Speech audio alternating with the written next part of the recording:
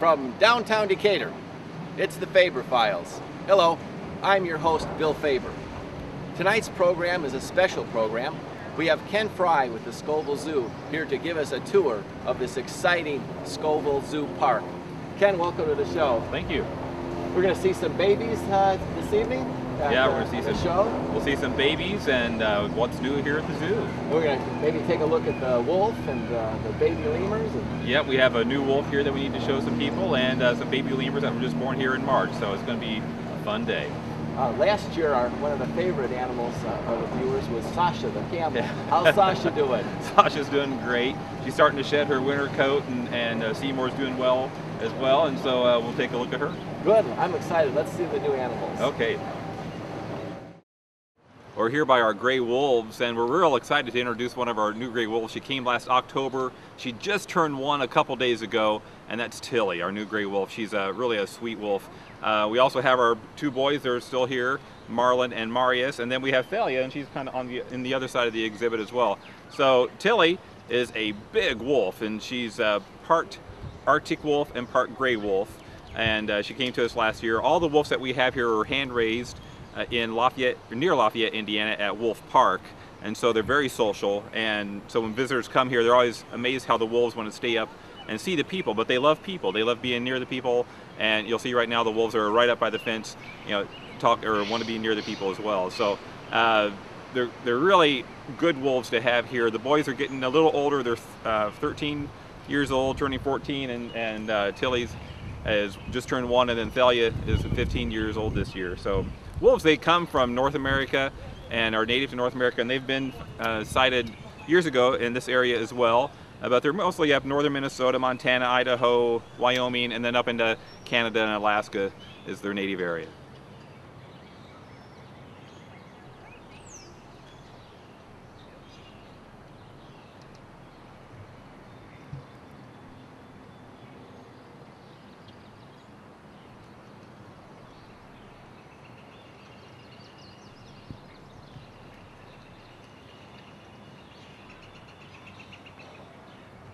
Tilly.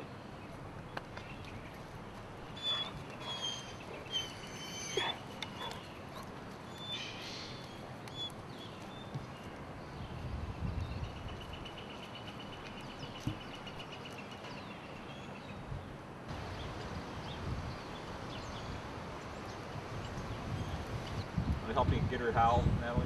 Want to come over? Let's see if we can get her to howl.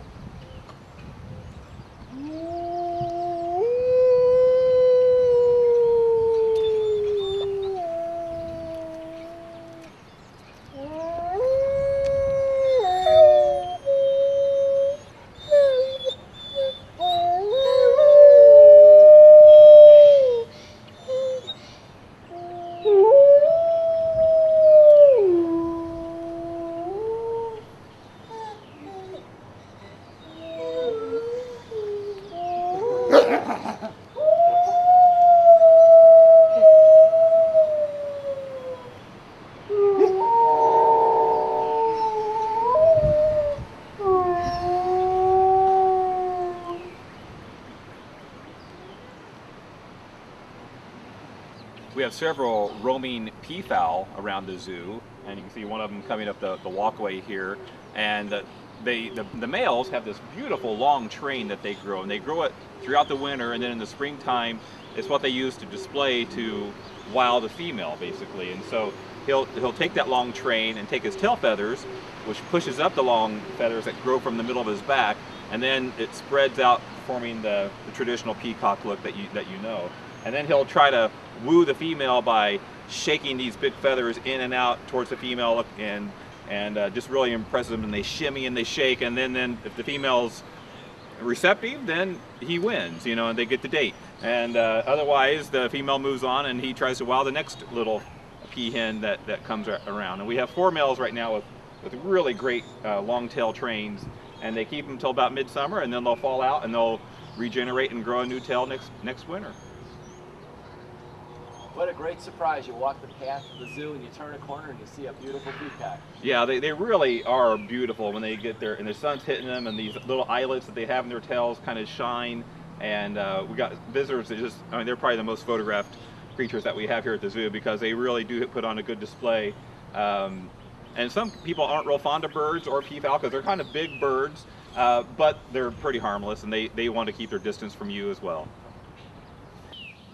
Okay, we're here at the Wallaby and Emu exhibit. We have 3 Wallabies, a male, a female, and the Joey that was born last year. And this year we're excited that there's another Joey growing in the pouch. We haven't seen it yet, but it'll be coming out probably in the next month or 2. And then the Emu is just walks around the area as well. So they're native to Australia. And when the little Joey is born, it's probably the size of a bumblebee or a wad of gum, just a little pink thing. And it makes that incredible journey from the birth canal, climbs outside the mother into the pouch, and attaches itself to the mammary gland, where it stays there for about 5 months, fully developing inside the pouch then. So it's cooking in there right now, and if people come out here to look at the Wallabies, you can see she's looking down at her pouch, and if you look at the pouch area, it'll move and gyrate, and that's the little baby inside the pouch. And hopefully in the next couple months it'll be sticking its head out and start venturing out after that. And you can tell the mother because she has a notch in one of her ears. I think it's the left ear. There's a little notch in her ear. The dad's a little bigger and the Joey's a little smaller, so if they're not out together it's kind of hard to tell them apart. But if you look for that notch and the big belly, that's the mom. And the Wallaby's friend is an emu. Yeah, and they're native to Australia and they get along fine together. They really don't interact at all, but they come from the same area and they coexist together very well. Very interesting about Australia. It has unusual animals that are not seen anywhere else on Earth. Yeah, they're very unusual animals there. It seems like when they evolve, they just can evolve to what they needed there. And the wallaby and the kangaroos are probably what our deer would have evolved to if they, they're kind of that look. And you can see if you just look at the head, it kind of looks like a deer head, in a way. But yeah, they're very unusual animals. It's a very interesting comparison. You sure learn a lot when you come to the Scovill Zoo, Ken. Yeah, we try.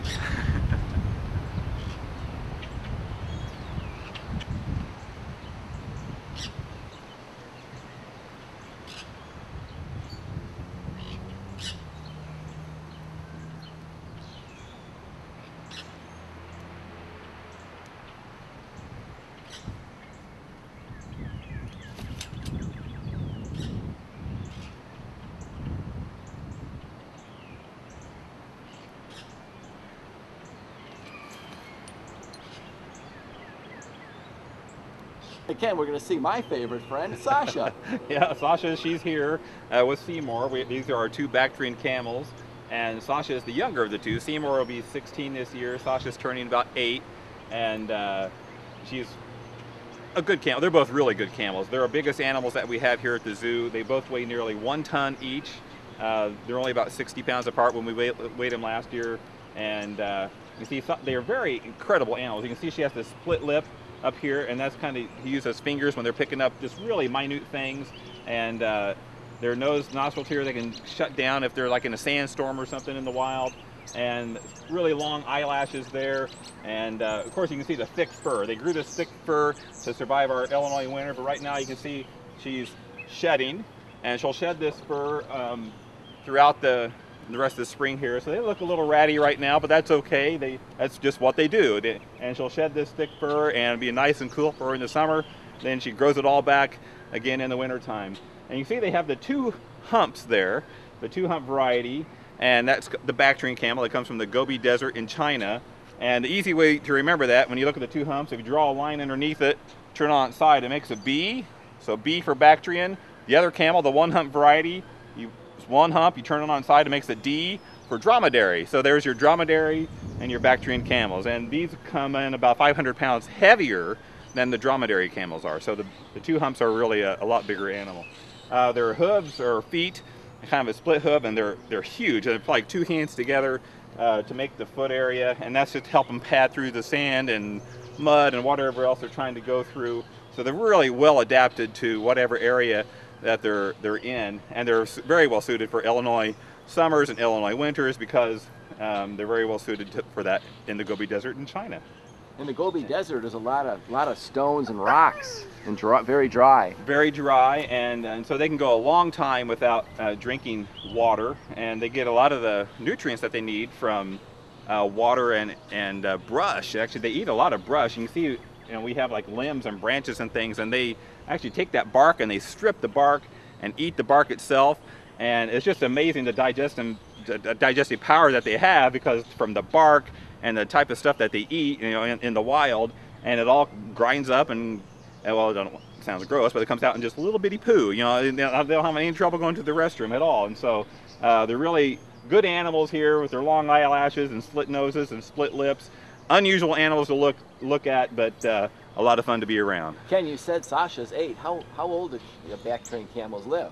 They can get up into 30s and 40 years old, and they do quite well. So yeah. So Sasha's a teenager?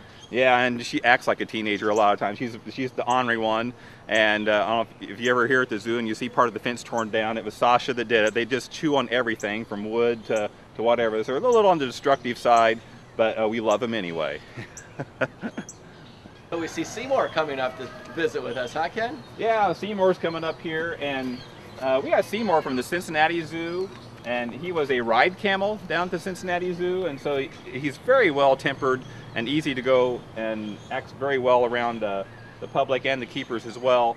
Where Sasha, she has the teenager kind of mentality right now, and she may see a rabbit or something in the exhibit, and she or her feet just start paddling after the rabbit and jumping and kind of bucking, and she has a lot more energy than Seymour does. He's a pretty laid-back camel.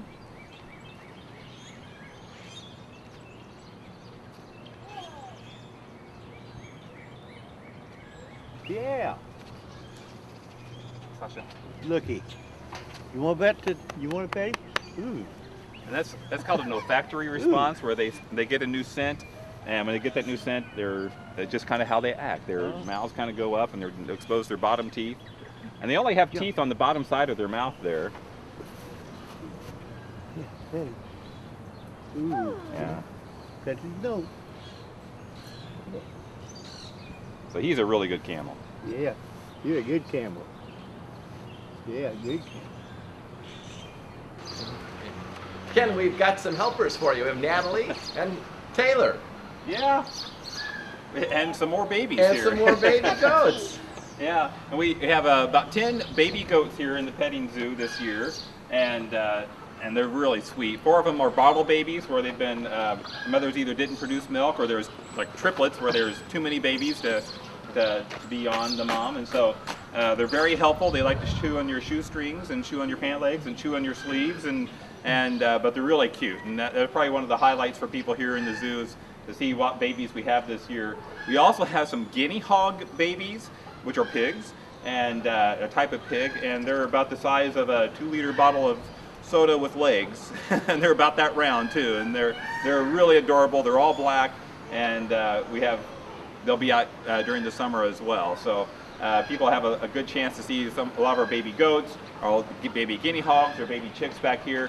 And for sometimes kids even in Decatur, they haven't seen a goat or a cow or a pig, and it gives them a chance to actually see some of these farm animals and the just everyday animals that we take for granted sometimes, and get up close and personal with them, and they can feed the goats a little food if they want to do that, and then get close to our guinea hog and our cow Becky and Eli over there, and we have a llama that wanders around every once in a while, so they have a good chance to really get up close to a lot of the farm animals that they hear about and read about in books. And Natalie was holding Sebastian.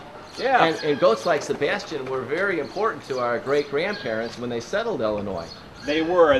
Goats have a lot of variety. That you can use them for their milk, you can use them for their meat, you use them for their hides. They just had a lot of uses, and they keep your lawn down. So that was the benefit of that as well. They digest and eat about anything. And so these goats are part African dwarf and these are African dwarfs, and so they're a little on the smaller side, but some of the other bigger varieties, the Nubians and things, where you can actually get a lot of milk out of them to make the cheese, and had a lot of good byproducts. So yes, you're absolutely correct. And they're founding this country, goats were very useful. So when Mom and Dad bring their kids out to the Scovill Zoo, they not only have a lot of fun, but they also learn a lot. You do. You get to learn a lot, and you get to have an up-close encounter and make it a memorable experience. So it's not only just for the education, but you get to have the whole experience when you come to the zoo. Well, Ken, we're going to talk and visit with Chad now. Yeah, this is Chad, our plains zebra. And zebras are probably one of the most recognizable animals in the world. When you see those stripes, you just think zebra. And he's a really cool looking animal with those stripes, and no two stripes are alike. It's like a fingerprint almost. No zebra is striped the same way as the other one. And I think it's really cool how you come at the back legs and they're horizontal, then you move to the back and they change to vertical, then back to horizontal on the legs again.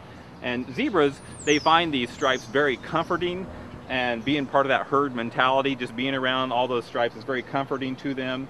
They're really built for flight, running away, and that's kind of if they sense any danger at all, that's their first instinct, is just bolt and get out of there, and they run, and which is what they do. But right now, he's not bolting, he's eating, so and that's what they do very well as well. In the plains in Africa, their teeth are built almost like scissors, just cutting off the grass right at the base of the ground, and they can get right down there and cut it off, and it's really like scissors, the teeth working together to chomp off the grass, and they can eat some pretty gristly, thick, gnarly stuff and digest it as well. They're very, very good animals to have around for people to see.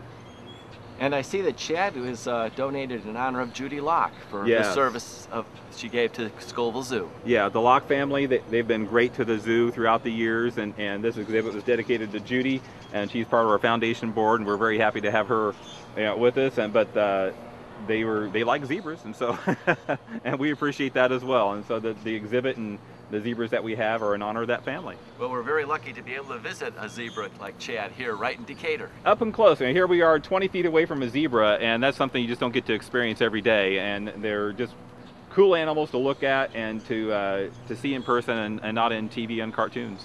And Ken, that's one of the really special things about the Scovill Zoo, is that you really are up close to the animals. You do. You can really get good access to the animals we have here. We're a small zoo, but we're a good zoo, and you get to see these animals up close, some 400 animals that we have here, and it's just really a neat experience to be able to you can see them, you can sometimes smell them too, which isn't always good, but that's part of the experience as well.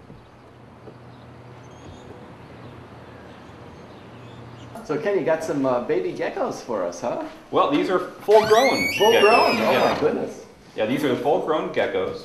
You want to touch them? They're just kind of bumpy there, and you can see they have these bumps, and these are leopard geckos that come from Pakistan area. And you can see how their tails are a little bigger there, kind of velvety tails, and which is kind of what they use to store their food. And so once they get that stored up, and if they, like during the dry season, they lose all their crickets and their bugs and their worms or whatever they're eating at that time, then they just live off the fat of the tail, and then until the wet season comes again and the worms and the crickets and the bugs come back, and then they have their food source again. You can see they have little ear holes, or maybe you can't see it, but they have little ear holes behind their eyes here, and that's kind of how you can tell a lizard. If it has ear holes, it's probably a lizard. And because there's some lizards that don't have legs, you know those, don't you? The legless lizard, European glass lizard. And so those don't have legs, but they are lizards because they blink their eyes, they have ear holes, they chew their food, where snakes just grab it and swallow it whole. Ken, your helper today, Natalie, she has a Scovill Zoo Camp shirt on. Yeah. What's Zoo Camp about? Well, Natalie took part in Zoo Camp, and through June and July, we offer camp to kids in 1st, 2nd, 3rd, 4th, 5th, and 6th, and 7th, and 8th grades. And they come for younger kids for maybe 3 hours during the week, and for 5 days in a row. And then as they get older, it's either an all-day class or for 2 weeks for 3 hours during the day. And they really get to experience and learn a lot about animal facts and ecology and conservation and all that we want to teach them about the animal world. And then they get up close and personal with a lot of the critters while they're learning about it too, and help out in those areas as well. So Zoo Camp's really a lot of fun for that. Did you have fun when you came to Zoo Camp? Yeah, so she had fun. There's an endorsement to come to Zoo Camp. Yeah. And if mom or dad are interested in having their child enroll in Zoo Camp, what do they do? How do they contact you? Well, all they got to do is call the zoo, and that's 421-7435, or visit the Decatur Park District website, and they have forms on there they can sign up for. And it's real easy to do, and we even have classes for kids in age 3 to 5. That's our animal crackers.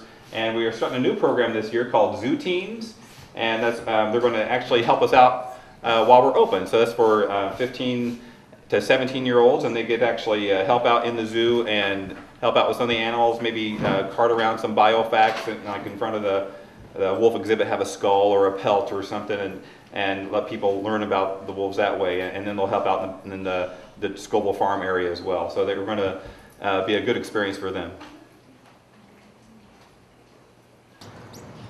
Well, we're here in front of our ringtailed lemurs, and we're very excited to have twin lemurs born this past March, and they're hanging on to the mom there. And when they're born, I find it just truly amazing that they just grab on and they hang on to the mom, and usually they hang on in the belly area and they stay there for a couple weeks, and you'll see these lemurs jump and leap and fly around this exhibit, and they just hang on. Like, what a grip you have to have when you're a newborn lemur. And you can see them on top there. There's twins there, and as far as we know, they're the first twins born here at Scovill Zoo. So it's very exciting for us. Twins aren't that uncommon for lemurs, but for us it's our first pair, and so we're pretty excited about them. We don't know the sex of them yet, so I was thinking maybe naming them William and Kate in honor of some event that just happened, but we may have to wait to see if they're both boys or both girls, or if they're one in each, maybe I can throw that, see if the keepers want to do that too. But lemurs, they come from the island of Madagascar. The female of the troop actually is the leader, the matriarch, and she leads the troop. Up here you can see the female, she's the matriarch with the babies on her right now. The male is up here on the branch, he's Hera, and they're all named after Greek gods, I think. And so Hera, he's a real good guy. And then the other two here are offspring from previous births to the mom up there. So we have quite a troop here now. She has the 3 offspring with 2 more babies and the dad, and so we have quite a group. But they really like to jump around and have fun. They're a lot of fun to watch, and when it's kind of cool out, you may see them with their arms stretched out in front of them, and that's kind of where they get that sun worshiping thing. You know, they almost look like they're worshiping the sun, but they're just warming up and feeling the sun and sun tanning almost. So lemurs are a really cool animal to have here at the zoo, and if you come soon, you'll see our babies up there. They're getting a little more active and a little more adventuresome, and they'll actually crawl away from the mom a step or two. You can see one going a step or 2 away from mom now, and then as they grow and get a little older, it'll be 3 or 4 steps, and then maybe 18 after a while, and so they'll be bugging their brothers and sisters in no time.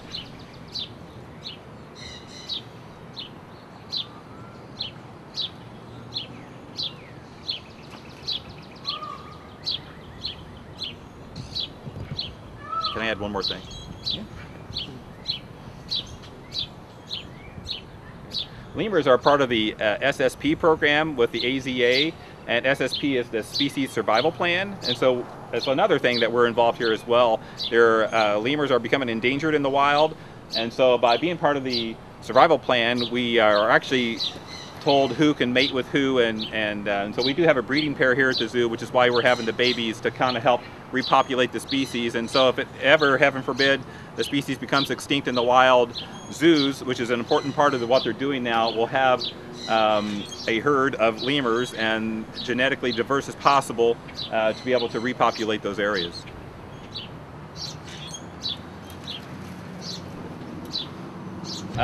These are spider monkeys, and you know they're spider monkeys by how they use their tail. They have prehensile tails.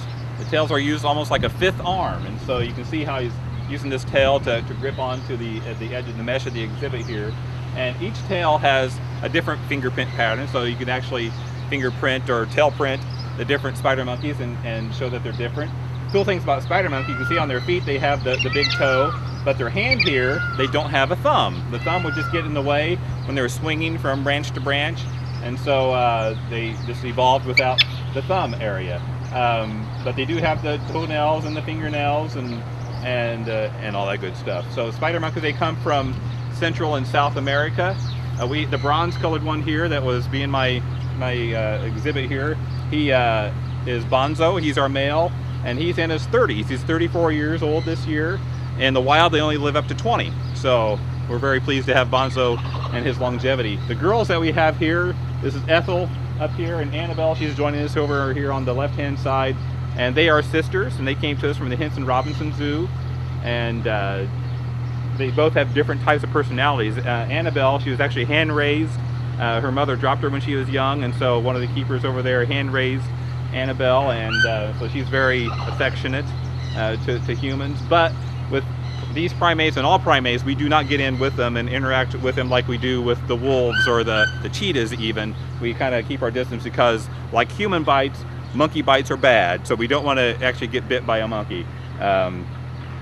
But they're very fun to watch, and they're very active here, and they're one of our more popular animals here at Scovill Zoo.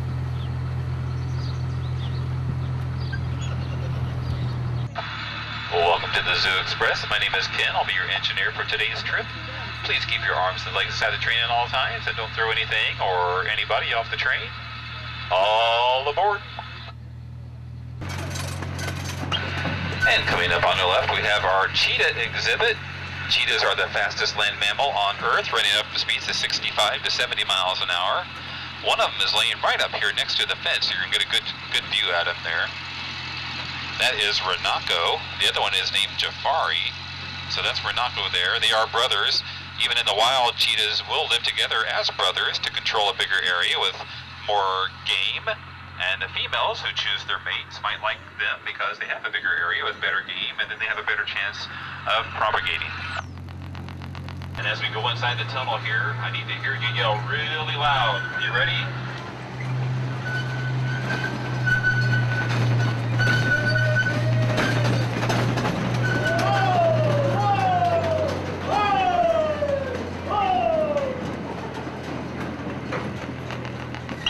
Good job. On the other side of that big red barn is our Scovill farm area, is where you can see some baby goats and guinea hogs and cows and chickens, all kinds of fun stuff.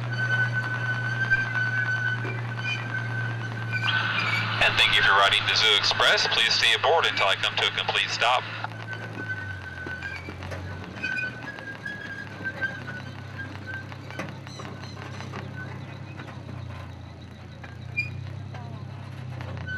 Well, Ken, that was a great tour. Thanks for introducing us to all those neat animals.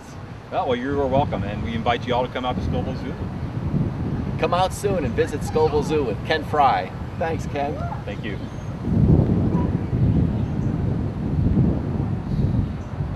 How we look, Jeff?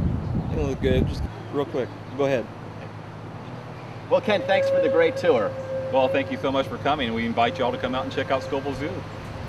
Thanks again, Ken.